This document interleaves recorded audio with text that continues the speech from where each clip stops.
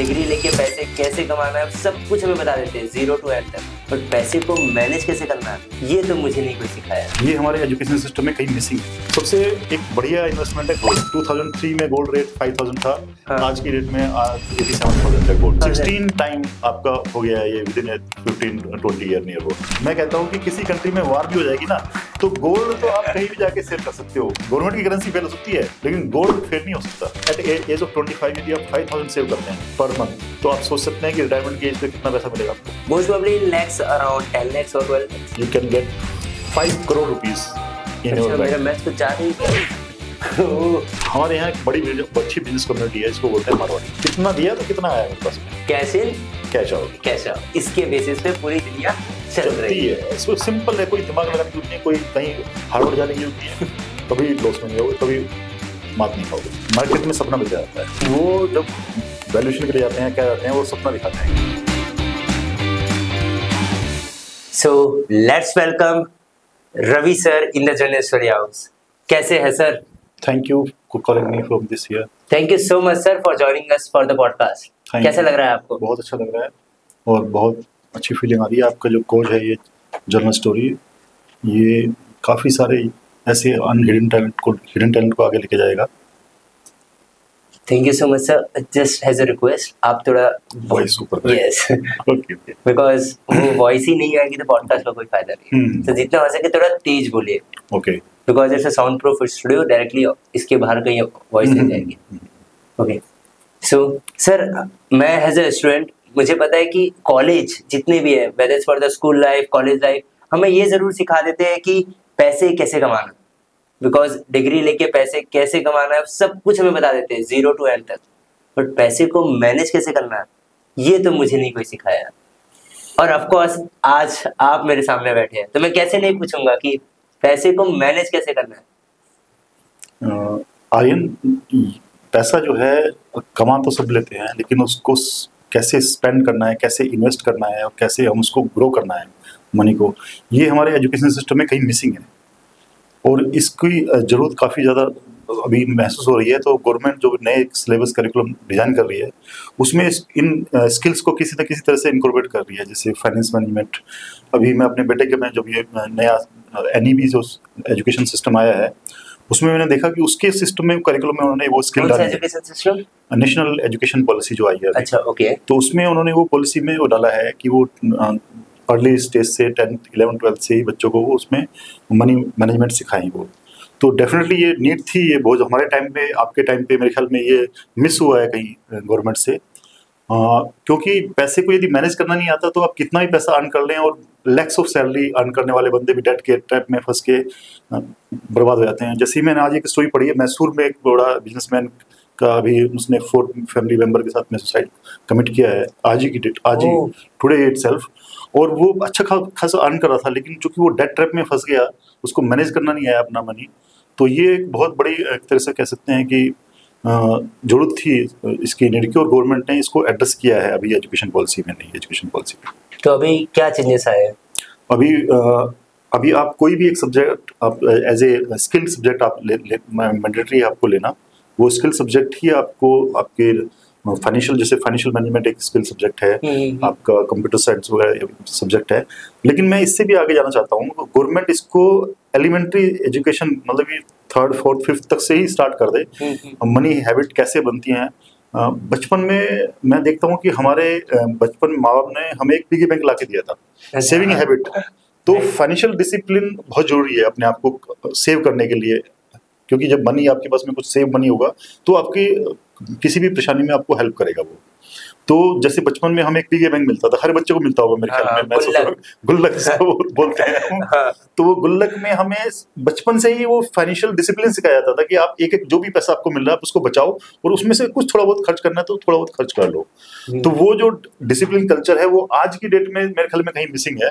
आज हम अर्न और स्पेंड ये दो वही कर रहे हैं। हम जॉब लगने से पहले हम उसकी पूरी लिस्ट EMI तैयार हो जाती है हमारी, कार गाड़ी घोड़ा सब पहले से स्टार्ट हो जाता है और हम उसको ध्यान नहीं देते कि ये जो हम EMI कल्चर ले रहे हैं तो at a point of time हमें ऐसा लगता है कि हम अपने लिए नहीं अर्न कर रहे, हम बैंक के लिए अर्न कर रहे हैं। तो उस टाइप में जब फंसता है बंदा तो फिर एक EMI को चुकाने के लिए फिर दूसरे लोन के लिए तीसरा लोन, और इस तरह से करते करते वो पूरा एक साइकिल बन जाता है, डेट ट्रैप में फंस जाता है। और फिर वो चूंकि उसकी सेल्फ ईगो भी है अपनी, तो जब वहाँ पे बंदे किसी बोरोवर के थ्रू थ्रेटन होते हैं या उस पर, तो उनको थोड़ा सा लगता है और वो फिर इस तरह के हार्ड स्टेप ले लेते हैं। जैसे आज हमने न्यूज़पेपर में पढ़ा कि मैसूर में बिजनेस फैमिली पूरी वाइप आउट हो गई है। सर आपने अपने गुल्लक में कितने पैसे बचा के रखे थे आप जब बचपन में थे? मैं ये जानना चाहता हूँ। एक्चुअली मैं ग्रामीण अंचल से पढ़ा लिखा हूँ। अच्छा। तो वहाँ स्पेंडिंग की तो कोई बहुत ज्यादा गुंजाइश थी नहीं, तो जितने पैसे बचते थे वो हमारी गुल्लक में आते थे। नियर अबाउट मेरे बचपन में मेरे को यहाँ तक याद है, जब मैंने लास्ट उसको ब्रेक किया था तो 100 रुपीज के करीब निकले थे 1975 के आसपास। कितना एज था आपका? मेरा 1980 के आसपास, मेरा 5 ईयर का एज होगा उस टाइम पे। तो उस टाइम पे उस टाइम तक हम काफी जमा कर चुके थे पैसे। उस टाइम में 100 रुपीज सफिशिएंट अमाउंट होती थी। उस टाइम पे 1980s की बात कर रहे हैं। 1980s की बात, राइट। हमारे पापा भी यही बोलते थे। सो आप मुझे ये बताइए एग्जैक्टली आपको पैसे का वैल्यू कब समझा?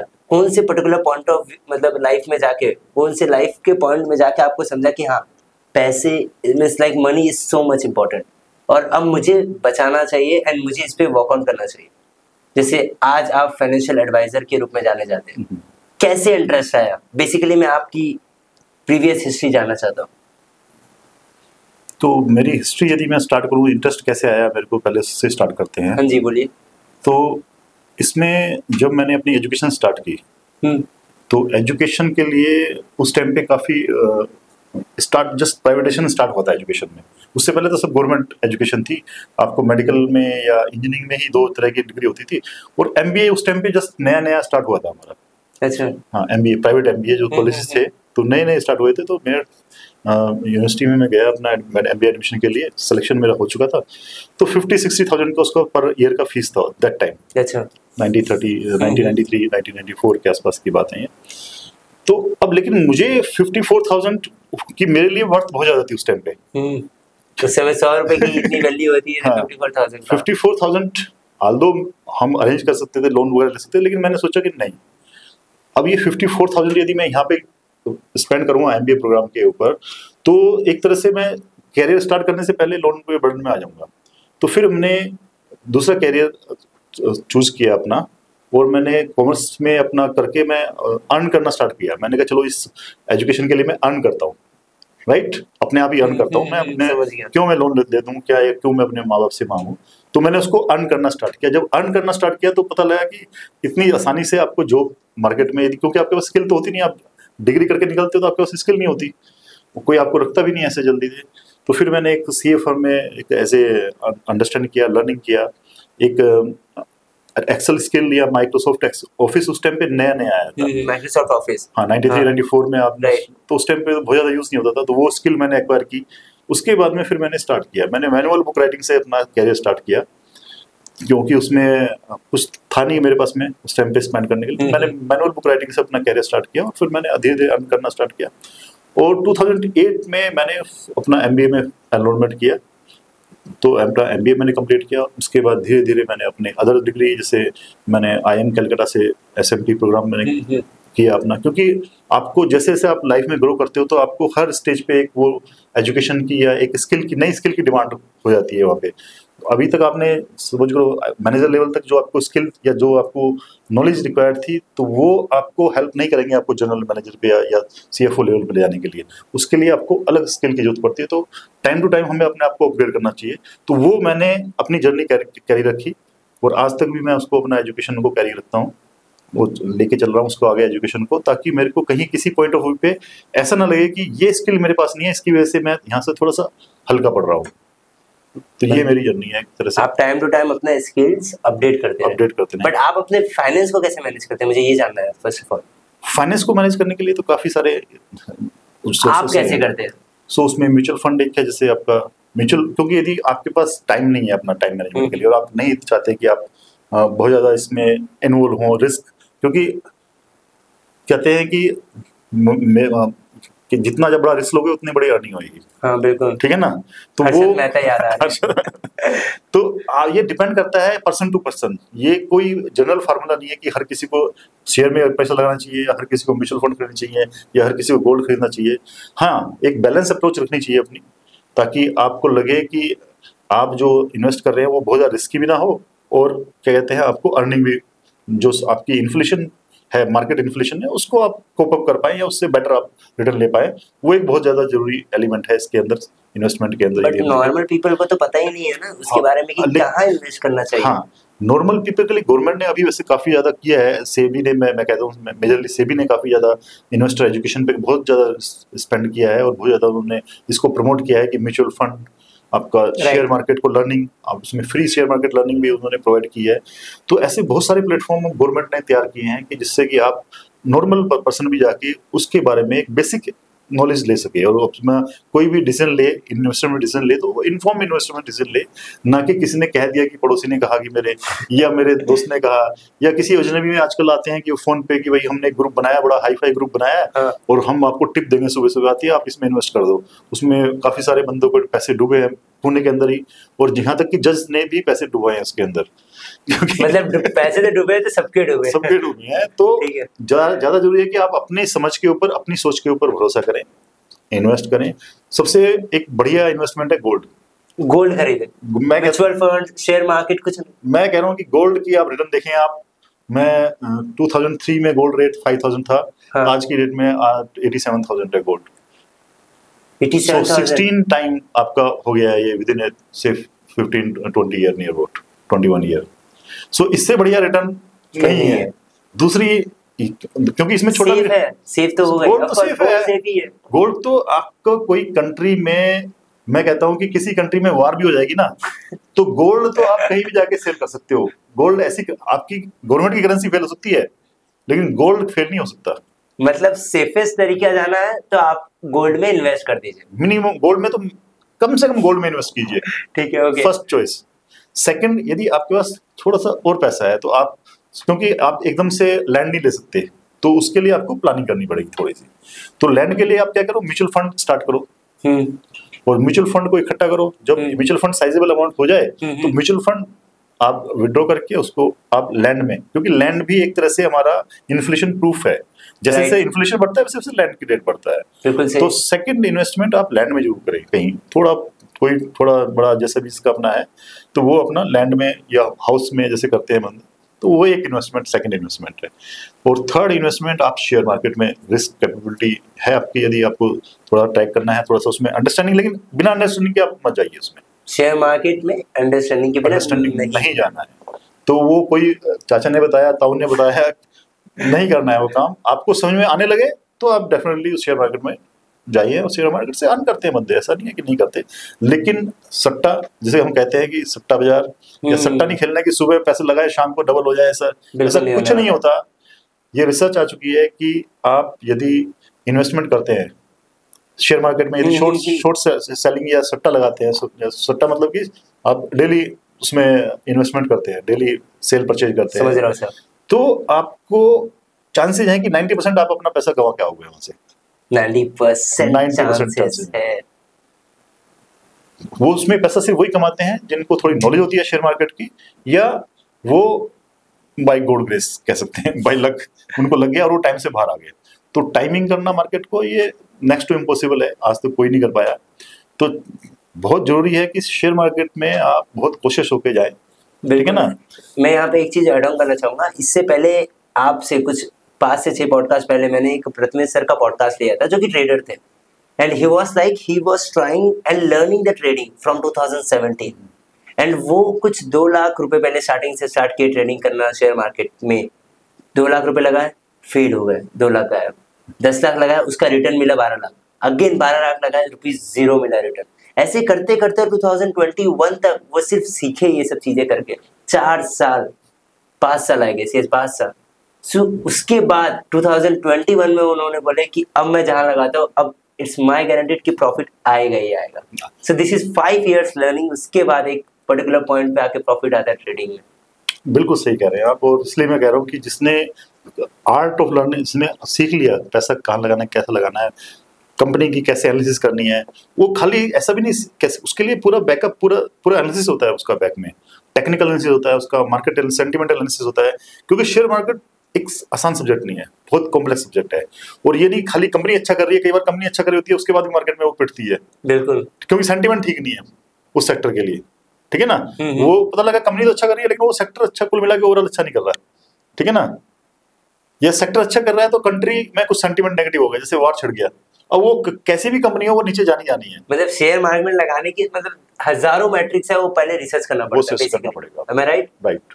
तो वो रिसर्च करके अभी आप पैसा लगाओगे तो हो सकता है कि आप उसमें से कुछ अच्छे अर्न कर लो। इसीलिए फिर आपके CFA कोर्स होते हैं, ये कोर्स होते हैं, उसमें 3 साल 4 साल 5 साल यही पढ़ाया जाता है कि आपको कहाँ पे कैसे आप मनी को ग्रो करना है, अपनी वेल्थ को ग्रो करना है। बहुत सारे म्यूचुअल फंड है इसमें, और म्यूचुअल फंड भी आप देखोगे तो कुछ ही गिने चुने म्यूचुअल फंड है जो अच्छे रिटर्न दे पा रहे हैं। Right, ऐसा नहीं कि सारी म्यूचुअल फंड अच्छे रिटर्न दे पा रहे हैं, और वो भी एनालाइज करके लगाना, वो भी एक डिफिकल्ट टास्क है। वो डिफिकल्ट टास्क है। तो मैं यही कहूंगा कि इन जनरल म्यूचुअल फंड में जाओ एज ए नॉर्मल पर्सन। वो म्यूचुअल फंड में अच्छे से म्यूचुअल फंड कोई भी देखो, उसकी पास हिस्ट्री, ऐसा भी नहीं कि म्यूचुअल फंड में कोई भी किसी में घुस जाओ, उसकी क्या रिटर्न उसने लास्ट लॉन्ग टर्म स्टडी पूरा एनालिसिस करके थोड़ा बहुत, उसमें ज्यादा दिमाग लगाने की जरूरत नहीं है, उसकी परफॉर्मेंस, पास्ट परफॉर्मेंस देख लो उसकी, उसके बेस पे, और कुछ अच्छे जो उसमें फंड में उसने पैसा इन्वेस्ट किया हो, अच्छे शेयर में पैसा इन्वेस्ट किया हो, उतना देख के उसमें आप लगाओ। तो उसमें क्या होगा, स्मॉल इन्वेस्टमेंट आप स्टार्ट करोगे, वो साइजेबल बनेगा वो इन्वेस्टमेंट। उस साइजेबल इन्वेस्टमेंट को आप गोल्ड में ले जाओ, गोल्ड में ही नहीं, आप प्रॉपर्टी में ले जाओ या किसी और चीज में ले जाओ, अपनी इमूवेबल प्रॉपर्टी वगैरह में, तो वहां से फिर वो आपको इन्फ्लेशन फ्री आपको रिटर्न मिलना स्टार्ट हो जाएगा आपको। ठीक है, एकदम म्यूचुअल फंड और इसकी बात चल रही है शेयर मार्केट में, तो मैं आपको सजेस्ट करना चाहता हूँ, आप लोग जाके ऊपर पॉपअप में दिखता होगा ट्रेडर का वीडियो, पृथ्वीश सर का, आप जाके वो चेकआउट कर सकते हैं, और उसका पूरा आप ट्रेडिंग पे ही पूरी बात हुई है। सो आप कंप्लीट 0 to मींस 100% गाइड उस पर्टिकुलर पॉडकास्ट में मिल जाएगी, अगर शेयर मार्केट और म्यूचुअल फंड में इंटरेस्ट है तो, इवन SIP। और सर मैं यहाँ पे एक और क्वेश्चन आपको पूछना चाहता हूँ, आप सबसे ज्यादा कहाँ इन्वेस्ट किए हैं, सबसे ज्यादा आपके रुपीस कहाँ इन्वेस्टेड है? मैंने अपने ऊपर इन्वेस्ट किया है क्योंकि एजुकेशन आपको गारंटीड रिटर्न देती है। यदि आपने अपने ऊपर इन्वेस्ट किया है तो वो आपको 100-200,000 टाइम रिटर्न देती है आपको। इससे बढ़िया इन्वेस्टमेंट मैंने देखा नहीं है आज तक। Great quote sir, great quote. First of all behind the scenes दिख गया, चलो कोई बात नहीं। सो अपने ऊपर जरूर इन्वेस्ट करते रहिए, उससे आपकी लर्निंग होगी, आपकी स्किल अपग्रेड होगी, और आप नई नई चीजों के लिए आप तैयार रहेंगे आपकी, क्योंकि मार्केट में वोलेटिलिटी बहुत है आज की डेट में। कल जो स्किल आपने लर्न की थी वो जरूरी नहीं कि आज भी आपके काम आए, अपडेटेड रहना ही पड़ेगा एट एनी कॉस्ट। कल हमने एक्सेल सीखा था, माइक्रोसॉफ्ट ऑफिस सीखा था, आज हमें AI सीखना पड़ेगा यदि हमें रेलेवेंट रहना है मार्केट के अंदर। तो यदि आपने AI नहीं सीखा तो आप थोड़े दिन में आउटडेटेड हो जाओगे। आज का जनरेशन ही ऐसा ही है। और AI जो है कि इतना फास्ट मूव कर रहा है, उसमें भी नहीं पता चल रहा कि AI में, अभी कहते थे कि AI जाएगा, अब AI से भी आगे निकल गए लोग वाले। राइट, रोबोट, सुपर AI आ गया अभी नेक्स्ट। सर वो तो जनरेशन है, अभी 2025 तक AI की सब बातें कर रहे थे, अभी उसके बाद सुपर AI जैसे आप बता रहे हैं, ऐसे करते करते तो और भी बहुत सारी चीजें आएंगी जो कि हमें टेक्नोलॉजी में लर्न करना पड़ेगा। और as a individual, as a human being, आप कभी भी इररिलेवेंट नहीं होगे। आपको वो पर्सन इररिलेवेंट कर देगा जिसके पास में स्किल होगी। Getting you. So sir, now let me come to the point. What is the one financial mistake that usually people make? One financial mistake. मैं यदि अपने एक्सपीरियंस से बात करूं, बिल्कुल बोलिए। तो उसमें हम सभी करते हैं, उसमें ऐसा कुछ नहीं है कि कोई जनरल करता है। हम इम्पल्सिव बाइंग करते हैं कई बार, राइट? जरूरत नहीं है, आज मॉल में गए, डिस्काउंट कूपन लगे हुए हैं और चलो एक की जगह 2 उठा के ले आए हम, है ना? उसकी जरूरत नहीं है मेरे को, 1 साल तक ऐसे ही रखा रहेगा वो चीजें, ठीक है ना? नंबर 1। नंबर 2, मेरे पड़ोसी के पास मेरे से बड़ी गाड़ी है। ये मैं इससे एग्री करना चाहता हूँ। राइट। तो हमें वो गाड़ी लेनी है, उसके लिए लोन लेंगे, हम ये सब कुछ करेंगे। तो ऐसी मिस्टेक्स, इसको कहते हैं फाइनेंशियल बिहेवियर। तो ये फाइनेंशियल बिहेवियर ही है, ये हमें लगता है कि हम कुछ अलग नहीं कर रहे, लेकिन ये हमारे सबके अंदर टेंडेंसी होती है। तो वो फाइनेंशियल बिहेवियर हमसे सब ये कराता है ये। तो ये एक सब्जेक्ट है, फाइनेंस में अभी नया सब्जेक्ट ऐड हुआ है, फाइनेंशियल बिहेवियर। तो बिहेवियरल जो हम स्पेंड करते हैं, जो हम टेम्पटेशन वाली जो होती है फील है, और इसका जो जितने भी हमारी कंपनीज हैं वो भरपूर फायदा उठाती हैं, चाहे अमेजोन है चाहे सब, वो उसका बेनिफिट उठाती हैं। वो हमें नहीं पता होता, वो बार बार पॉपअप कर रहा होता है। हमने कोई चीज एक बार सर्च की, साइकोलॉजी के साथ खेलते वो हैं। साइकोलॉजी के साथ खेलते हैं हमारी, तो फाइनेंशियल साइकोलॉजी के साथ वो खेलते हैं। उनको वो एक चीज आपने एक बार देख ली तो वो बार बार आपके सामने आती रहेगी वो, ठीक है ना।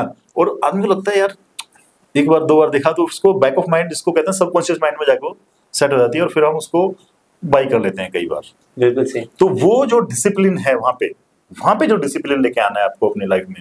संयम, बचपन में हमने सब सुना था संयम, उस टाइम हमें उसका मतलब समझ नहीं आता था, क्या संयम संयम करते रहते हैं बड़े बूढ़े, ठीक है ना, वो समझ नहीं आता था। लेकिन अब वो चीजें जाके समझ में आती हैं कि संयम यदि हमने रखा जीवन में, वो किसी भी चीज के लिए, चाहे हमने खान पीने के लिए रखा है, या हम अपना इन्वेस्टमेंट के लिए करें, या हम अपना परचेजिंग के लिए करें, तो संयम एक बहुत बड़ी चीज है। डिसिप्लिन कैसे कह सकते हैं, फाइनेंशियल डिसिप्लिन, कि क्या जरूरत की जो चीज है, हमें जरूरत और वांट्स में, इच्छाओं में थोड़ा सा डिफरेंस करना पड़ेगा। अच्छा, जो चीजें चाहिए ही चाहिए और जो चीजें सिर्फ चाहिए, जो सिर्फ हमें खुश रखने के लिए, अपने मन को अच्छा करने के लिए चाहिए, तो जो चीजें चाहिए उसके में तो कोई सोचना नहीं है, वो तो हमें मैंडेटरी है, एजुकेशन है मैंडेटरी है, मेडिकल है मैंडेटरी है, तो उसके लिए तो आपको अर्न करना ही करना पड़ेगा। लेकिन वांट्स को आप अपनी काबू में रख सकते हैं, ठीक है ना, और जब पैसा आपके पास आ जाए तब आप स्पेंड कर सकते हैं उसके ऊपर। ऐसा नहीं कि आप लोन लेके या फिर डेट लेके आप उसको अपनी इच्छाओं को पूरा करें। जनरली पीपल वहीं पे फंसते हैं जहाँ पे आप डेट लेते हैं अपनी इच्छाओं को पूरी करने के लिए, स्टेटस बढ़ाने के लिए। सिंपल, आपको जरूरत नहीं है, लेकिन आपके पास छोटी गाड़ी है, समझ करो वैगन आ रहा है आपके पास में, और आपको पड़ोसी बड़ी गाड़ी ले आया तो आप नहीं, और मैं बड़ी गाड़ी में, आपने लोन लिया उसके लिए, डेट ट्रैप में आए आप, तो फिर वो ये मिस्टेक्स, ये सबसे बड़ी मिस्टेक होती है हमारी। आपका इम्पल्सिव बाइंग क्या था लास्ट टाइम का? आप भी तो किए होंगे एज ए ह्यूमन। बिल्कुल एज ए ह्यूमन बीइंग सभी करते हैं। आपने बोला टेंडेंसी है ये टेंडेंसी है सबकी, ठीक है ना। जैसे मैंने XUV700 लास्ट टाइम बाई किया था, राइट, क्योंकि तो टेम्पटेशन नहीं, पड़ोसी का नहीं देख के, लेकिन वो गाड़ी का देख के मेरे को टेम्पटेशन आया था। तो वो होता है, इन जनरल होता है, ये कोई ऐसा नहीं कि कोई मतलब कि अनह्यूमन है, ये नेचुरल है, ह्यूमन बीइंग है। लेकिन इसको हमें कितना कंट्रोल करना है, जितना कंट्रोल करेंगे उतना हम सुखी रहेंगे। संयमी जीवन सुखी जीवन, ये मैं कह सकता हूँ कि जो सीखा है मैंने, लर्न किया है और प्रैक्टिकल लर्न किया है। तो सर आप क्या कहना चाहते हैं, फाइनेंशियल एक हैबिट जो सब में होनी ही चाहिए एट एनी कॉस्ट? ये तो मिस्टेक आपने बता दी, बट ऑफ कोर्स मैं यंग की बात कर रहा हूँ, जो यंग जनरेशन है आज के, most probably 18 to 25 age group की मैं बात कर रहा हूँ, जिनको मतलब फाइनेंशियल हैबिट होनी ही चाहिए at any cost. So army में एक सेइंग है, आर्मी में कहावत है कि कैच देम यंग। जो बच्चे यंग होते हैं ना, तो उनको उन्हीं को भर्ती किया जाता है और उन्हीं को ट्रेन किया जाता है और उनको मोल्ड किया जाता है बिल्कुल आर्मी के जो उनको चाहिए वो पर्सन, वहां से वो ग्रूम करते हैं उस पर्सन को। तो ऐसे ये फाइनेंशियल हैबिट है, इसको जितनी जल्दी हम स्टार्ट करेंगे उतना ही डिसिप्लिन लाइफ में आएगा। तो इसमें वॉरेन बफेट का एक कोट है कि आपको एक्सपेंस मैंडेटरी नहीं करना, आपको सेविंग मैंडेटरी करनी है। एक्सपेंस मैंडेटरी नहीं करना, सेविंग मैंडेटरी करनी है। उसके बाद जो बचे वो एक्सपेंस आउट करो।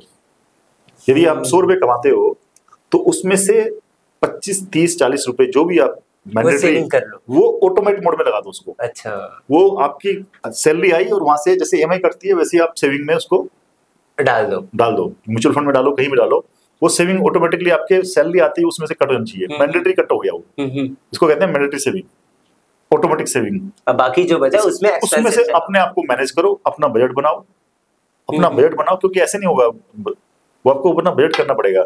अपने अपने खर्चे मंथ वाइज, मंथ किस मंथ में एक्सपेंस एक्स्ट्रा होंगे, कहीं इंश्योरेंस होगा, कहीं कुछ होगा, उसके लिए आपको पहले से ही उसमें से भी बचा के चलना है। यदि कि आया खत्म कर दिया, पता लगा सडनली एक एक्सपेंस आ गया, आपका इंश्योरेंस एक्सपेंस आ गया, समझ लो आपका 25-30 हज़ार रुपये का, 40 हज़ार रुपये का, तो वहाँ पे यदि उस महीने में आपके पास वो नहीं है पहले से सेविंग, या पहले से आपने वो नहीं किया, उसके लिए ईयर मार्क नहीं कर रखा कोई फंड, तो वो वहाँ पे आपको परेशान करेगा।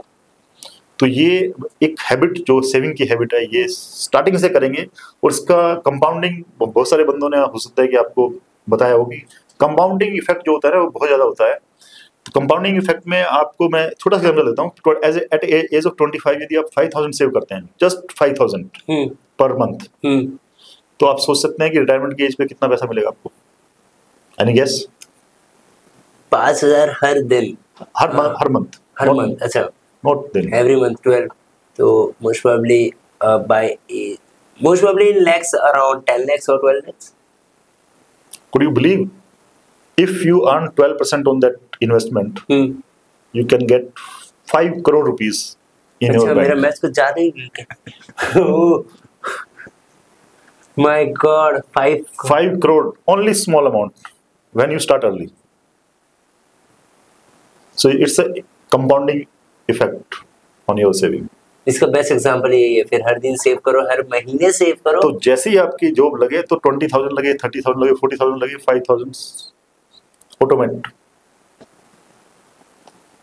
तो ये आपको जब आपका कैरियर एंड पे होगा, और बहुत सारी ऐसी जरूरतें आती है जो आप तो अभी स्टार्ट कर रहे हो कैरियर, जो बहुत सारी ऐसी जरूरत होती है बीच बीच में, बच्चे के एजुकेशन है, मैरिज है, तो वहाँ पे आपको सडन फंड की रिक्वायरमेंट होती है, तो वहाँ पे ऐसा ही फंड वो काम आता है फिर वहाँ पे। ये अलग बात है कि वहाँ पे आप उस लेवल पे पहुंच जाते हो थोड़ा सा मैनेज करने के लिए, लेकिन फिर भी सडन रिक्वायरमेंट जब आती है तो सडन रिक्वायरमेंट के लिए आप ऐसे फंड से आराम से इजिली कर सकते हो। Thank you so much sir, because अभी जो पास्ट 15 मिनट्स के था वो सब पर्सनल रिलेशन था, मतलब पर्सनल की सब बातें कर रहे थे, हम अपना फाइनेंस कैसे मैनेज कर सकते हैं, एज ए स्टूडेंट हमें कैसे करना चाहिए, फाइनेंशियल मिस्टेक्स क्या है। बट अभी जो आने वाले 15 मिनट्स है उस पर हम कंप्लीटली बिजनेस की बातें करेंगे, बिजनेस यानी स्टार्टअप की बातें करेंगे। अब मुझे बताइए, एज ए स्टार्टअप अगर कोई भी स्टार्टअप खोलता है, जनरली मैंने देखा हो, जितना मुझे पता है कि स्टार्टअप बिना खोले पहले लोग बोलते हैं रजिस्टर करना चाहिए, जाके गवर्नमेंट में पहले रजिस्टर करो उसके बाद ही कुछ करो। स्टार्टअप खुला भी नहीं है बट रजिस्टर के लिए सब लोग पहले भागते हैं, पहले रजिस्ट्रेशन हो जाए उसके बाद कुछ आगे प्रोसीड करें। एक क्यों जरूरत है रजिस्ट्रेशन की until we won't start the startup?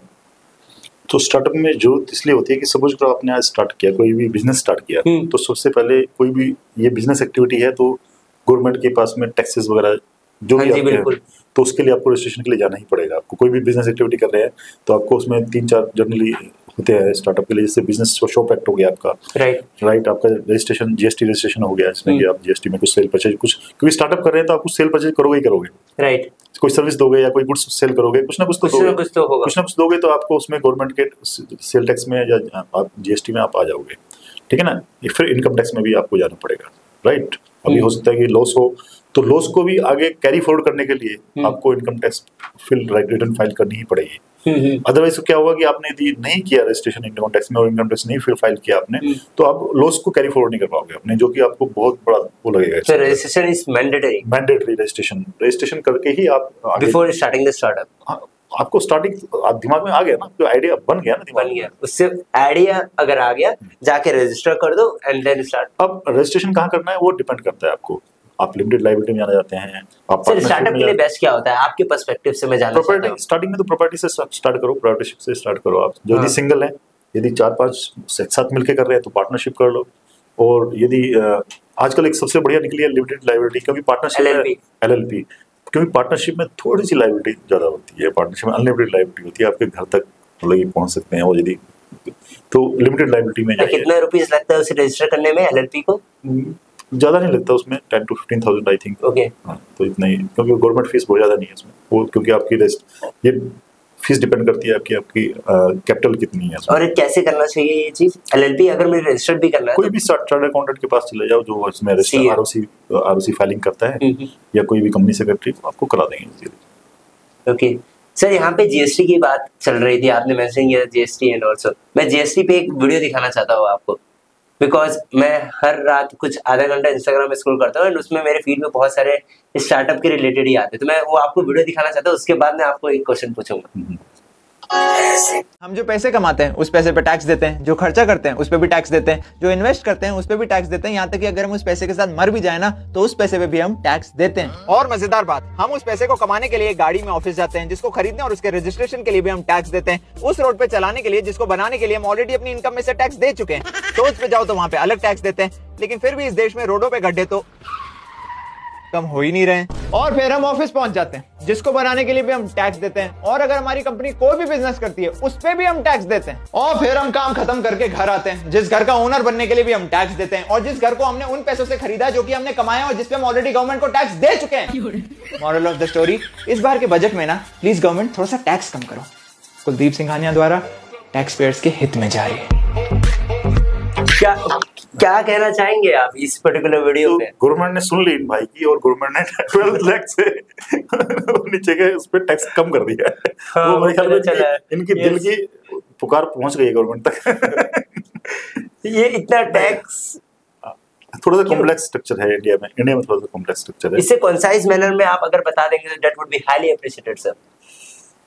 तो जैसे बात कर रहे हैं कि हमारा 50 to 60% पैसा टैक्स में जाता है, राइट। जनरली हम देखते हैं तो हम 30% टैक्स दे रहे होते हैं, बट ऐसा नहीं है। जैसे इन्होंने बताया, बिल्कुल ठीक बताया कि हम टैक्स के ऊपर टैक्स, ये टैक्स, रोड टैक्स गाड़ी लेते हैं उसके ऊपर टैक्स।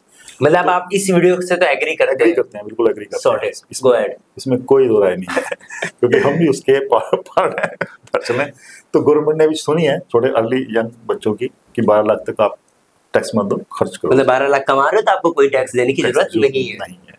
तो काफी देर बाद सुनी गवर्नमेंट ने ये पर देर आए दुरुस्त आए, मैं तो ये कह सकता हूँ।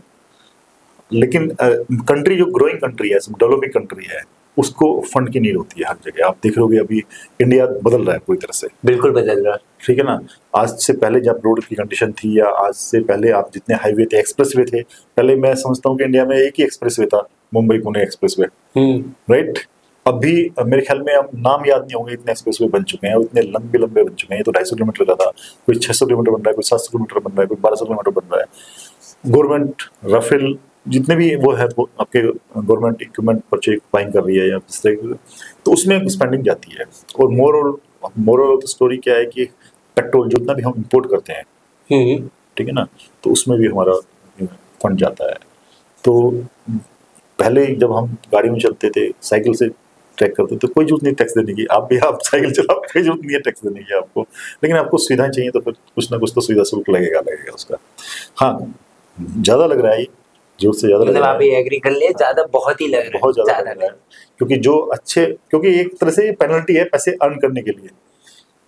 क्या जनरली क्या होता है, पैसे अप्रिशिएट करना चाहिए, कोई अच्छा बच्चा है तो उसको अप्रिशिएट करना चाहिए, हाँ भाई तुम बढ़िया काम कर रहा है। लेकिन यहाँ पे अभी ऐसा लग रहा है जैसे पेनल्टी लग रही हो। आप ज्यादा मत कहो भाई, अदरवाइज टैक्स ज्यादा लग जाएगा। बट एक बच्चे को अप्रिशिएट किया गया है, बताइए कौन होगा? अभी रिसेंट का एग्जांपल है, चलिए मैं बता देता हूँ। गुकेश, हाँ, चेस चैंपियन, उनको टैक्स नहीं लगा, अगर आपको पता होगा तो। निर्मला जी ने सुन ली। वो ठीक है, वो टाइम टू टाइम जितने प्लेयर होते हैं, वो मैं सचिन तेंदुलकर के टाइम पे भी एक बार जब गाड़ी उसको फरारी मिली थी, तो फरारी के ऊपर भी टैक्स रिबेट मिली थी उनको। अदरवाइज तो वो इंडिया में लेके आ नहीं पा रहे थे, क्योंकि जितनी फरारी थी उसके डबल टैक्स था, 300 टाइम आपका कस्टम ड्यूटी था उस टाइम पे। तो प्लेयर्स को एज ए स्पेशल ट्रीटमेंट दिया जाता है, कई बार दिया जाता है प्लेयर को स्पेशल। ये आपको क्या सही लगता है? मुझे तो सही लगता है, ऑफ कोर्स, क्योंकि प्लेयर के पास अभी बना ही है, उसको टैक्स पैसे लेके आया बेचारा, पहले स्टार्ट हुआ है। समझ लो कोई किसी को आपको गुड्स दे दिया कोई, अब उसके ऊपर जो उसको देने के लिए पैसे नहीं है, उसको टैक्स देने के लिए, तो क्या करेगा? वो तो छोड़ देगा, फिर बारी नहीं एंजॉय कर पाएगा, राइट। तो ये उसमें गवर्नमेंट थोड़ा सा कई बार लीनियंट हो जाती है। और मैंने बहुत जगह सुना भी हूँ, गवर्नमेंट के कुछ ऐसे स्ट्रीम्स बताइए जो कि स्टार्टअप्स को प्रमोट करते हैं, basically for the funding straight, for the mentorship, और भी बहुत सारी चीजें, बट लोगों को पता ही नहीं है, इवन व्हेन आई रिसर्च। आजकल तो खैर काफी सारे गवर्नमेंट ने, कुछ बता सकते हैं कैमरे के सामने? तो आपका जैसे मैं बताऊं, गवर्नमेंट ने जो आपकी स्टार्टअप स्कीम है, जो आपकी जिसमें 5 लाख 10 लाख समथिंग के पैसे गवर्नमेंट देती है, तो वो स्कीम्स हैं गवर्नमेंट की, काफी सारी एंटरप्रेन्योरशिप स्कीम हैं, काफी स्कीम्स हैं जिसमें कि आपको फंडिंग के लिए क्या स्कीम्स है? फंडिंग के लिए ही है वो सब बेसिक स्टार्टअप आप धीरे धीरे स्टार्ट करें, ठीक है ना। फिर 2 लाख 5 लाख 10 लाख तक उनका उसको, और इवन करोड़ तक भी आप लोन ले सकते हैं गवर्नमेंट से, यदि आपने परफॉर्म किया। लेकिन ऐसा नहीं कि आप आज ही आपने स्टार्टअप खोला और आज ही आपको 1 करोड़ रुपये मिल जाएंगे, ऐसा बिल्कुल भी नहीं है। तो वो स्टेप बाय स्टेप प्रोग्रेशन है। स्किल बेस, जितने भी स्किल बेस स्टार्टअप करते हैं, तो स्किल बेस स्टार्टअप में आपको मिलता है। CA करके आप निकले तो आपको गवर्नमेंट सपोर्ट करती है, और गवर्नमेंट आपको गारंटी देती है। लोन बैंक ही देता है आपको, गवर्नमेंट पैसे नहीं देती, लोन पैसा बैंक ही देता है, लेकिन आपको उसकी जो गारंटी होती है वो आपको गवर्नमेंट दे रही होती है। गारंटेड लोन, आप लोन गारंटेड ही मिलते हैं। हाँ। उसमें फिर आपने टाइम से आपको पे किया तो आपको सब्सिडीज मिल जाएगी, कुछ सबवेंशन मिल जाएगी वहाँ पे, ठीक है ना। फिर अब थोड़ा सा यहाँ पे MSME के लिए है, वहाँ पे मैक्सिमम जो गवर्नमेंट की अभी स्कीम है आपकी, जैसे महाराष्ट्र में मैं बात करूँ तो यहाँ पे पैकेज इंसेंटिव स्कीम है, आप उसमें आप काफ़ी सारे बेनिफिट मिल सकते हैं आपको। जैसे फंड में कोई कंट्री में आपको कोई आप किसी फेयर में आप अपना स्टॉल लगाना चाहते हैं तो उसको फेयर स्टॉल लगाने के लिए आपको पैसे मिलेंगे। आप प्रमोशन करना चाहते हो, प्रमोशन के लिए पैसे मिलेंगे आपको, ठीक है ना। आप एक्सपोर्ट करना चाहते हो तो उसमें एक्सपोर्ट में आपको हेल्प मिलेगी, आपको लोन, सब्सिडाइज लोन मिलेंगे वहाँ पे आपको। मतलब बहुत सारे तरीके जिसमें गवर्नमेंट आपको सपोर्ट करते। बट ऐसा क्या, लाइक अगर मैं इन्वेस्टमेंट ले रहा हूँ, लेट्स से एग्जांपल मैं एक स्टार्टअप हूँ, मैं इन्वेस्टमेंट लेने जा रहा हूँ, आई मीन फंडिंग लेने जा रहा हूँ, तो मुझे ऐसी क्या सब ऐसी कौन सी चीजें जो मुझे याद रहनी ही चाहिए और मुझे वो पर्सपेक्टिव से सोचना ही चाहिए कि हाँ इन्वेस्टमेंट ले रहा हूँ, ये पहले टर्म्स है जो कि क्लियर होने ही चाहिए, ऐसे कौन से टर्म्स है? देखो, सबसे पहले तो आप बिजनेस आपके माइंड में बिल्कुल क्लियर होना चाहिए, बिजनेस के नंबर आपके बिल्कुल क्लियर होने चाहिए, क्योंकि यदि बिजनेस के नंबर आपके क्लियर नहीं है तो कोई भी, ना इंडिविजुअल ना बैंक, कोई भी पैसा नहीं देगा आपको, राइट। यानी कि आपकी प्रोजेक्ट जो है, प्रोजेक्ट रिपोर्ट जो है वो आपकी क्लास होनी चाहिए, क्लैरिटी होनी ही चाहिए उसमें, राइट। आप कैसे अपना बिजनेस बनाओगे, क्योंकि यदि आप ही को नहीं क्लियर है तो बैंक को फिर कैसे क्लियर होगा, या कोई इंडिविजुअल तो सबसे पहले तो उस नंबर की क्लैरिटी होनी चाहिए, वो कैसे आएगा, कैसे अचीव करोगे उन चीजों को। क्योंकि आज की डेट में मैं देख रहा हूँ कि स्टार्टअप बस किस तरह से वैल्यूएशन बढ़ानी है और कुछ भी ऐसे करके अपना वो पिच करते हैं। ये स्टार्टअप की गलती है, मैं करेक्ट? वैल्यूएशन वो वैल्यूएशन के पीछे भाग रहे हैं। अभी बिजनेस, पहले बिजनेस तो बनाओ भाई। तो अगर बिजनेस बनाना है तो वैल्यूएशन के पीछे ना भागे तो किसके पीछे भागे, बताइए आपके पर्सपेक्टिव से। मेरे पर्सपेक्टिव से तो पहले आपकी बिजनेस क्या वैल्यू जनरेट कर रहा है, कितनी वैल्यू आप जनरेट कर रहे हैं मार्केट में, तो बिजनेस मॉडल पहले बनाओ। सबसे पहले तो बिजनेस मॉडल में आपके चैनल होंगे, आपके कस्टमर टारगेट ऑडियंस होंगे आपके। ऐसा नहीं कि आप दुनिया भर के आप कस्टमर ले लो, पता लगा किसी को सर्व कर नहीं पा रहे हो, तो आप फोकस जो भी कस्टमर टारगेट ऑडियंस आपके पास होनी चाहिए, उसके लिए बिजनेस बनाओ, उसके लिए बिजनेस मॉडल बनाओ, और मॉडल से फिर आप कैसे रेवेन्यू जनरेट कर रहे हो वो एक प्रोटो करके देखो आप पहले। सबसे पहले बिफोर प्रोसीडिंग फर्दर, मैं जानना चाहता हूँ बिजनेस मॉडल में ऐसे क्या क्या चीजें टर्म्स है, बिकॉज बिजनेस मॉडल जितना मैंने स्टडी किया it's too difficult to understand, but आपके पर्सपेक्टिव से ऐसे क्या क्या टर्म्स है जो कि मैंडेटरी होनी चाहिए बिजनेस मॉडल? हमारे यहाँ एक बड़ी अच्छी बिजनेस कम्युनिटी है, इसको बोलते हैं मारवाड़ी। बोलिए सर, बताइए। तो उनसे बिजनेस सीखने की जरूरत है हमें, राइट? आप मारवाड़ी है? नहीं, मैं मारवाड़ी हूं। अच्छा। तो बिजनेस क्या होता है? पैसा बन रहा है क्या? प्रॉफिट निकल रहा है क्या? बस ये बिजनेस है। कैश हाथ में आ रहा है क्या? आप उधार दे जा रहे हो, पैसा आने की संभावना नहीं, तो वो बिजनेस नहीं है, ठीक है ना। एक तो कैश आना चाहिए और दूसरा आपका बिजनेस में प्रॉफिट होना चाहिए, बस दो ही, तीसरा कोई मेथड नहीं है उसका। यदि ये दो चीज बन रही है तो गुड, और आप कितनी बढ़िया वैल्यूएशन बना रहे हैं, आप कितना अच्छा कर रहे हैं, वो कोई लेना देना नहीं उससे, राइट? यदि आपके कैश धंधा नहीं बन रहा मतलब कि प्रॉफिट नहीं मिल रहा आपको। यदि आपने 2 रुपए लगाए तो 2 रुपए 25 पैसे नहीं मिले आपको, या 2 रुपए 1 पैसा भी नहीं मिला, तो वो धंधे का कोई फायदा नहीं है। लेकिन आजकल ऐसे धंधे चल रहे हैं। हाँ एग्जैक्टली, मैं आपको यहाँ पे बोलने ही वाला था, बिकॉज़ आप जो कह रहे हैं वो कंप्लीटली अपोजिट है। आजकल धंधे ऐसे चल रहे हैं कि उसमें लॉस जितना ज्यादा दिखाओ, जितना बर्नआउट दिखाओ, एग्जैक्टली उतना वैल्यूएशन बढ़ता है उसका। बिल्कुल सही, ठीक है ना। लेकिन ये बबल बहुत जल्दी बस्ट होने वाला है, और कुछ हो भी रहे हैं। आप धीरे धीरे देखोगे ना, बबल बड़ा होता है, बस्ट होता है। बाइजू कितनी भयंकर वैल्यूएशन की इसने, लेकिन ये Byju is the best example है। मतलब क्या माइंड बॉगलिंग फिगर थी जब वो बाइजू एक्वायर किया गया उसको, विदा बाइजू को, और बाइजू नहीं सस्टेन कर पाया, क्योंकि वो एक लिमिट होती है, राइट? बिल्कुल। ये पागलपन बीच में आया है, ये धीरे धीरे खत्म हो जाएगा। ये अमेज़न से आया है, वो मॉडल के ऊपर भी डिपेंड करता है आप किस मॉडल में है। कहीं पे कस्टमर एक्वेशन आपसे आपकी वैल्यू ग्रो बढ़ाता है, नहीं हो ना बिजनेस मॉडल में आपकी वैल्यू कहाँ बन रही है, राइट? तो वैल्यू यदि बन रही है और आदमी को क्लैरिटी है कि वही आज नहीं, 1 साल नहीं, 2 साल बाद मेरे को क्लैरिटी है कि 2 साल बाद मैं इससे धंधे से पैसा बनाऊंगा, मतलब इतने कस्टमर, इतना जाके मैट्रिक्स करके उसके बाद मेरे अर्निंग चालू हो जाएगी। वो क्लियरिटी होनी बहुत जरूरी है। यदि वो क्लियरिटी नहीं है और आप सिर्फ उनको देख के आप अपना ये मॉडल लेके आ रहे हो तो नहीं चलने वाला, क्योंकि हर एक ही साइज सब पे फिट नहीं होता। इसका शायद बेस्ट एग्जांपल अगर मैं बात करूं तो शायद जोमेटो होगा, because Zomato is unprofitable after around 15 years if I am not wrong, but इतना सस्टेन करने की कैपेबिलिटी यदि है तो एग्जैक्टली ठीक है ना। हो सकता है वो किसी और बिजनेस से वहां पे पैसे लेके आ रहा हो, अदरवाइज मैं बताता हूँ आपको, बहुत सारी एयरलाइंस समझ लो, सहारा हो गई एयरलाइंस, हो गई आपकी किंगफिशर, सबसे बढ़िया एयरलाइंस थी। मैंने जहाँ तक ट्रैवल किया है, उससे बढ़िया फैसिलिटी, उससे बढ़िया सर्विस किसी भी एयरलाइन में आज तक भी नहीं दे पाई इंडिया के अंदर। हाँ। ठीक है ना, सहारा सर्विस में नंबर 1 बट फाइनेंशियल मैनेजमेंट में पुअर।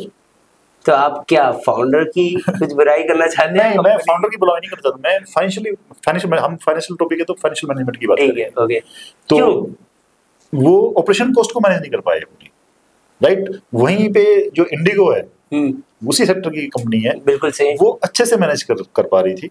अभी तक मेरे ख्याल में पहली बार थोड़ा सा लॉस में गई है वो। सर मैं यहाँ पे आपको ऐड ऑन करना चाहता हूँ, मैंने जितना रिसर्च किया, मैं बहुत सारे पॉडकास्ट देखता हूँ, तो मैंने एक द थिंक स्कूल का पॉडकास्ट देख रहा था या कोई वीडियो था, I can't remember right now, but उन्होंने वहाँ पे मेंशन किया था कि एयरलाइंस जो इंडस्ट्री है वो कभी प्रॉफिटेबल हुई ही नहीं।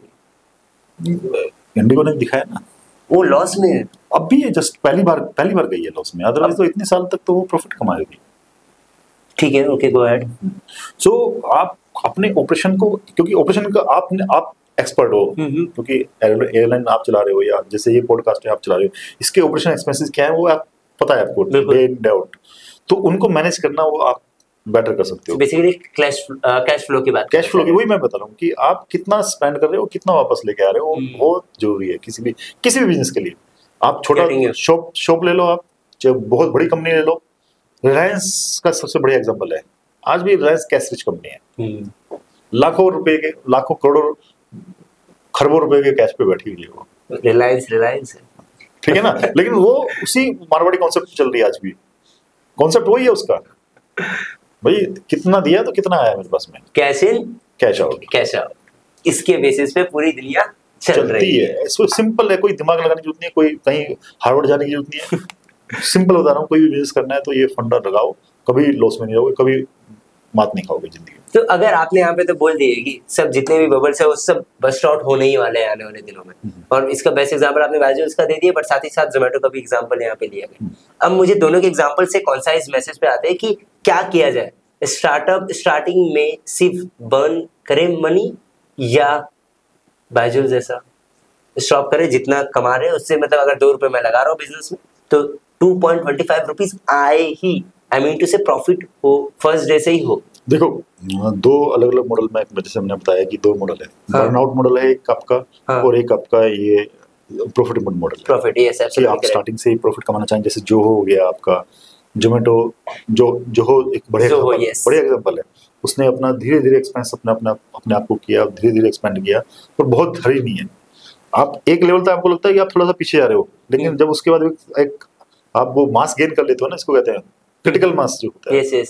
तो किसी भी स्टार्टअप में क्रिटिकल मास तक पहुंचने के लिए बहुत टाइम लगता है, लेकिन एक बार वो क्रिटिकल मास एक्वायर कर लेता है, उसके बाद में फिर वो मल्टीपल होना बहुत जल्दी स्टार्ट हो जाता है। Okay, critical mass in the context of sizing, okay, ठीक है, गेटिंग यू, ठीक है ना। yes. तो आप पहले कहते हैं ना कि पहला 1 करोड़ कमाना बड़ा मुश्किल होता है, उसके बाद दूसरा उससे थोड़ा आसान होता है, उसके बाद तो फिर तो आप यदि 100 करोड़ पे पहुंच गए तो उसके बाद करोड़ों रुपए कमाना, तो फिर तो क्रिटिकल मास एक्वायर करना बहुत जरूरी है किसी भी बिजनेस के अंदर। तो जैसे किसी बिजनेस में 3 साल में वो क्रिटिकल मास एक्वायर कर ले तो उसके बाद प्रॉफिट आना स्टार्ट हो जाता है। ऐसा नहीं कि डे 1 में, हर बिजनेस में डे 1 से आता है, तो वो एक जस्टेशन पीरियड होता है हर बिजनेस का अपना, किसी का 6 महीने, किसी का साल भर, किसी का 10 साल, और बहुत बड़े सपने हो, लेकिन उसके लिए फिर आपको उतनी मसल होनी चाहिए आपके पास में। या आप सब्जी 500 kg का वेट उठाना चाहते हो तो आपके पास में उतनी मसल होनी चाहिए। यदि मसल नहीं है और आप और हम जाके उठाने लगे तो फिर क्या होगा, हमारी इंटरेस्टेंट बाहर आ जाएंगे। और वही होता है बहुत सारे स्टार्टअप के साथ में, वही होता है, वो अपने लेवल से कहीं ज्यादा बड़ा रिस्क ले लेते हैं, अपने लेवल से कहीं ज्यादा बड़ा बर्डन ले लेते हैं, डेट ले लेते हैं, और वो फिर वो उसी का शिकार हो जाते हैं। वहीं पे जो स्टार्टअप हैं उनके पास में रीच आउट करने के टारगेट, सबसे पहले टारगेट ऑडियंस सेट करना है उनको, फिर उस टारगेट ऑडियंस सेट करने के बाद में कैसे रीच करना है वो एक थोड़ा सा कर सकते हैं आप। बंदे हायर कर सकते हैं, मतलब तरीके पूरा एक चीज। हाँ, 20 स्कूल से आप मत हायर करो, बढ़िया स्कूल से आप 20 स्कूल से बच्चे हायर करो जिनको लर्निंग है, जिनको इच्छा है, भूख है उनको कुछ करके दिखाने की, राइट। वो हो सकता है कि बहुत ही कम कॉस्ट में आपको मिल जाए आपकी ब्रांडिंग करने के लिए, मार्केटिंग करने के लिए, क्योंकि उनको प्रूव करना है। कई बार क्या होता है कि जैसे मैंने बताया, जब मैंने अपना कैरियर स्टार्ट किया तो मेरे को जॉब नहीं मिल रही थी स्टार्टिंग में, राइट। मेरे पास एजुकेशन थी, मैं ग्रेजुएट था, मिल रहा था आपको, मेरे पास जॉब क्यों नहीं मिल रहा था, क्योंकि मेरे पास मेरे स्कूल में, कॉलेज में वो स्किल ही नहीं सिखाई गई मेरे को। मार्केट जो एकेडमिक है और जो आपका मार्केट है उसमें स्किल गैप है। वो कुछ और पढ़ा रहे हैं, वो थ्योरी पढ़ा रहे हैं, इनको प्रैक्टिकल चाहिए, कोई मेल ही नहीं है बीच में। फिर बच्चा क्या करता है, किसी के सीए के पास जाता है। कॉलेज का नाम बता सकते हैं कैमरे के सामने? क्या वो सीखेंगे कुछ? सभी कॉलेज में ऐसा होता था हमारे टाइम में, अभी भी हो रहा है, बिल्कुल हो रहा है। तो उसमें फिर क्या होता है कि बच्चों को फिर बाहर जाके कुछ करना पड़ता है, बिल्कुल कोर्स खरीदना पड़ता है। कॉलेज वाले खुद बोलते हैं अरे जाओ बच्चों लोग कोर्स ले लो। हाँ, तो वो यदि वही कोर्स यदि स्कूल कॉलेज में मिले बच्चे को और एजुकेशन के साथ साथ वो स्किल भी एक्वायर करे, राइट, तो वो रेडी प्रोडक्ट होगा मार्केट में लॉन्च होने के लिए। मेरे को आज भी यदि मेरे को किसी बच्चे को अपने जहाँ पे जॉब देनी है तो मेरे को 6 महीने उसको सिखाने में लगाने पड़ते हैं। तो इसका मतलब 6 मंथ मेरा एक तरह से आउटपुट जो है वो 20-30% आता है किसी भी नए एम्प्लॉय का। यदि मैं एज ए फ्रेशर होता था उसको, कुछ बच्चे जल्दी ग्रास्प कर लेते हैं, थोड़ा सा लेट ग्रास्प करते हैं।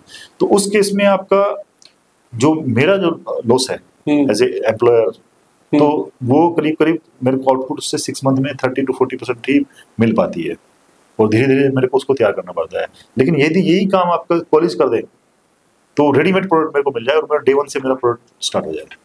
समझ रहा हूँ, गेटिंग यू सब, जो कि अभी नहीं हो रहा है। अभी नहीं हो रहा है। अभी तो मैं कहता हूँ कि आने वाले सालों में कितने, हाँ, एमबीए कॉलेज इसी को ध्यान में रखते हुए खोले गए थे। एमबीए कॉलेज इसी गैप को ध्यान में रखते हुए, वो उनमें भी अभी थ्योरी उसमें वो भी कोई अलग चल रहे हैं।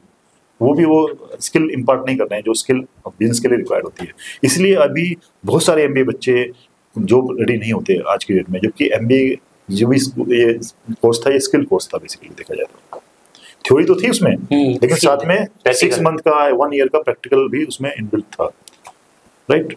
तो कुछ कॉलेज तो कराते हैं, उनको डेडिकेटली इंटर्नशिप वगैरह पे भेजते हैं, लेकिन मैं समझता हूँ कि पूरे यदि मैं उसमें लाऊं लोड में जितने भी हमारी कॉलेज वैकेंसी वो है, उसमें से सिर्फ 20% बच्चे इंटर्नशिप करते होंगे कहीं ढंग से, राइट सर। और जो करते हैं वो मार्केट में पिक कर लिए जाते हैं 2 मिनट में आ जाओ भाई, क्योंकि उनको जो इंटरव्यू में क्वेश्चन के आंसर देते हैं उससे पता जाता है 2 मिनट में बच्चे के अंदर की कितनी कैपेबिलिटी है, किसने काम किया है या नहीं किया है, या खाली प्रोजेक्ट बना के। कई बार होता है ना, बच्चे जाते हैं वहाँ पे इंटर्नशिप करने के लिए, लेकिन वो कभी कंपनी जाके झांकते नहीं है और वो फिर बाद में सर प्रोजेक्ट रिपोर्ट साइन कर दो, राइट एआई यूज करके।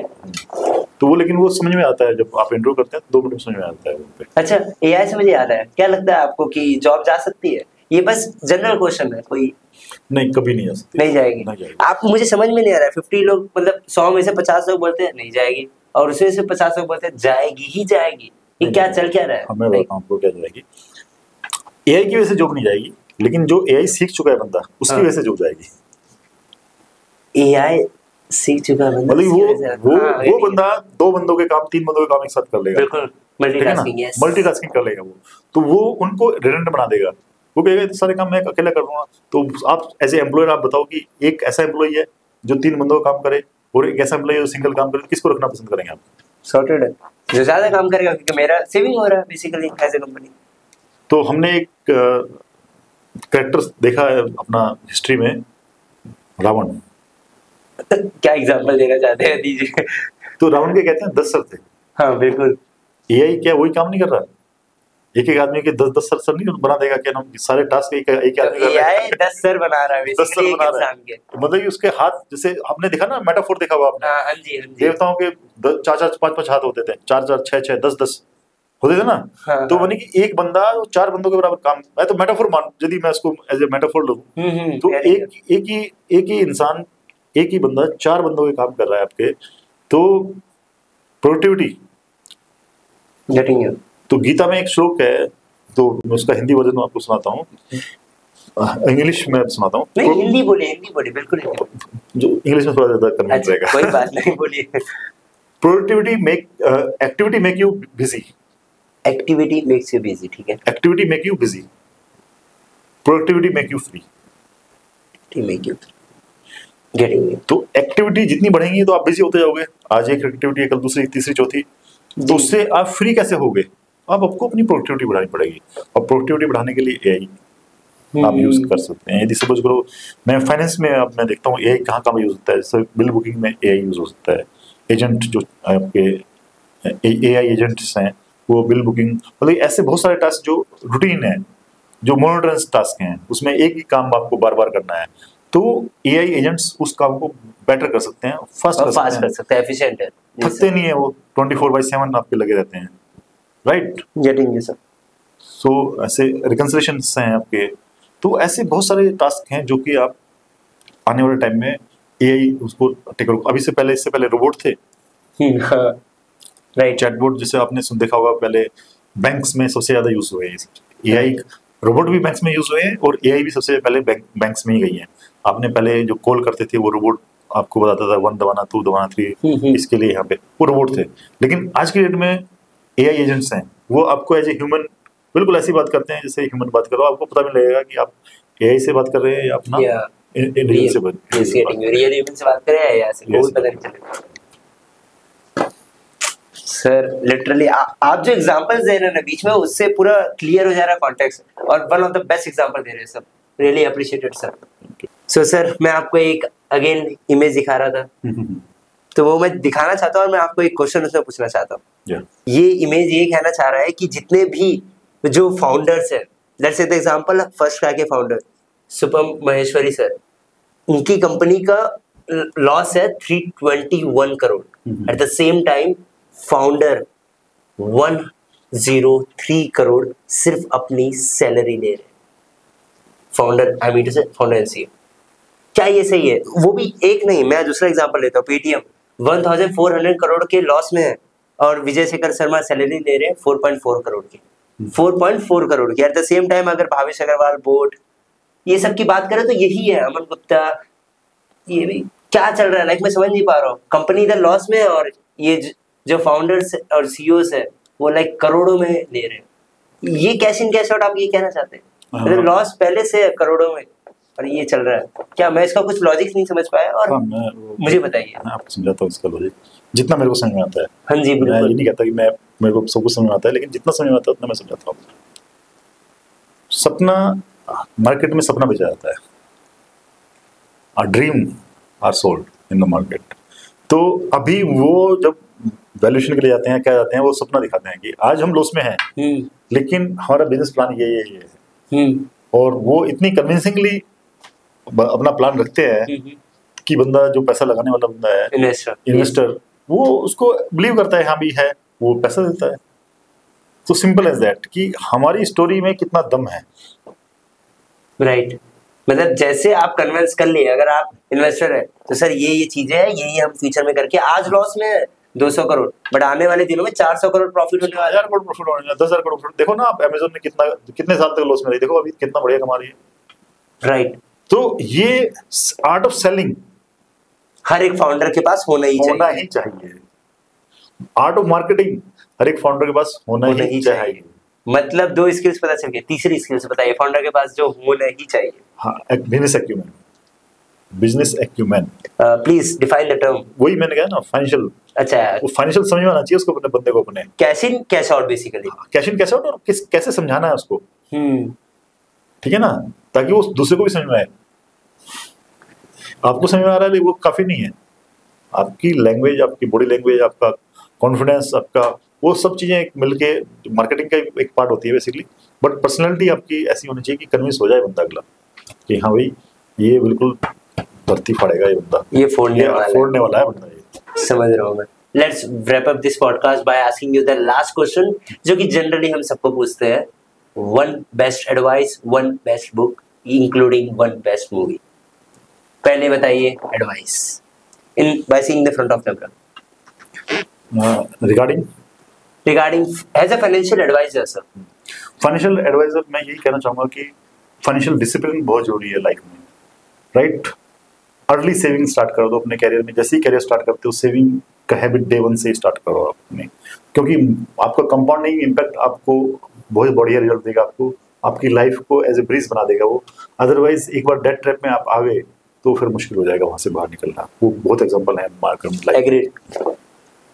नंबर 2 बुक, तो Gita is the best book for me, Bhagavad Gita. क्योंकि लाइफ का मैं नहीं समझता कि कोई भी ऐसा प्रॉब्लम हो जो उसमें एड्रेस नहीं किया गया हो, कोई भी। कितने बार भगवत गीता आपने रीड की है सर? मैंने 3-4 बार रीड कर दिया, और पॉडकास्ट तो मैं सुनता ही रहता हूँ उसके बीच बीच में, कभी भी लगता है ना कि थोड़ा सा शांति हो रही है तो मैं वो पढ़ता रहता हूँ उसमें। ये प्रोडक्टिविटी एक्टिविटी वाला जो कॉन्सेप्ट है वो भी इसमें वहीं से लेके आया हूँ। ऐसे बहुत सारे एग्जांपल हैं जो आपको डिस्ट्रेस करते हैं। जब आप स्ट्रेस में रहते हो तो आपको वो डिस्ट्रेस कर देते हैं, क्योंकि आप उसमें, उसी ने तो बताया हमें कि कर्म आपके हाथ में, उसके अलावा तो कुछ आपके हाथ में है नहीं। आप रिजल्ट के पीछे भागते हो, राइट। लेकिन रिजल्ट के पीछे भागने से रिजल्ट नहीं मिलता। आपको फ्रूट चाहिए तो आपको पेड़ लगाना पड़ेगा, पहले पेड़ को पानी देना पड़ेगा, हवा पानी उसका इंतजाम करना पड़ेगा ताकि हवा प्रॉपर मिले उसको। उसके बाद जाके जब अपने उस पर पहुंचेगा तो वो फल देगा, राइट। लेकिन आप फल फल फल रिजल्ट करते रहोगे तो रिजल्ट नहीं मिलेगा आपको। मैं धोनी को मैं कोट करूंगा यहाँ पे। धोनी का कोट है कि प्रोसेस पे फोकस करो, फोकस पे फोकस करो, प्रोसेस पे फोकस करो, रिजल्ट तो अपने आप आएगा। हो सकता है आज ना आ रहा हो, कल आएगा, राइट। तो प्रोसेस पे फोकस करना बहुत जरूरी है। यदि आपने प्रोसेस पे फोकस कर दिया तो रिजल्ट गारंटेड है, अदरवाइज रिजल्ट जो है वो बाय लक होगा। मिल सकता है, ऐसा नहीं कि नहीं मिलेगा, वो मिल सकता है, लेकिन वो बाय लक होगा कि मिल गया नहीं मिला। तो धोनी का आप कंसिस्टेंट देखो रिकॉर्ड, जितना कंसिस्टेंट धोनी का रिकॉर्ड है इतना किसी भी इंडियन कैप्टन का रिकॉर्ड नहीं रहा है इतना। और उसने सिर्फ एक ही चीज पे फोकस किया, प्रोसेस। उसने, आप जब वर्ल्ड कप का लास्ट मैच में मेरे को याद है योगिंदर को जो उसने गेंद दी थी वहां पे, तो उसने बिल्कुल भी घबराया नहीं था वो, राइट। तो ऐसे डिसीजन, वो काम, कूलनेस, ये सब हमें गीता बताती है कि भैया जो भी काम करो बिल्कुल फोकस होके करो, तन्मयता से करो, ठीक है ना। और लाइफ में फोकस ही एक ऐसी चीज है जो आपको किसी भी चीज को फोड़ने में आपको हेल्प करती है। यदि फोकस आ गया ना आपको लाइफ में, तो ये समझो कि आप कुछ भी फोड़ सकते हो फिर। और इसके लिए भगवत गीता जाके रीड करिए आप सब। हाँ, उसमें भगवत गीता में बहुत सारे मैनेजमेंट लेसन हैं, जो कि अभी तो गुरु भी आने लगे हैं, तो इस्कॉन वाले भी इसको प्रचार करने लगे हैं, मैनेजमेंट लेसन वगैरह उसमें से स्टार्ट कर दिए हैं। इवन कुछ कॉलेजेस हैं। लेकिन मैं ये कहूंगा कि आप स्वाध्याय करो, अपने आप पढ़ो, क्योंकि जो आप पढ़ोगे, आप जो लर्न करोगे वो आपके पास में लाइफ टाइम रहेगा। आपने किसी से पॉडकास्ट सुना, कुछ सुना, तो वो आपने सुना और निकल गया ऐसी, राइट। लेकिन जब आप अपने आप उसको पढ़ोगे तो उसमें से खाली, इसमें एक वर्ड है स्वाध्याय, मतलब कि उसको रीड करना और उसको एब्जॉर्ब करना, उसको खाली पढ़ना नहीं है, उसको एब्जॉर्ब करना, उसका जो मीनिंग है उसको समझना, उसको इम्बाइब करना। तो ये जब 3 एक्टिविटी आप एक साथ करते हो, पढ़ोगे, उसको समझोगे, एक बार में नहीं आती वो सब चीजें, क्योंकि इतना आसान नहीं है। तो धीरे धीरे जितनी बार हम पढ़ते हैं भगवत गीता, उतनी बार हमें थोड़ा सा और समझ में आने लगती है वो। तो ऐसी बहुत सारी चीजें हैं। तो और थर्ड बुक तो मैंने आपको बता दिया, Bhagavad Gita. And third number is nothing but a movie जो आपको अच्छी लगती है।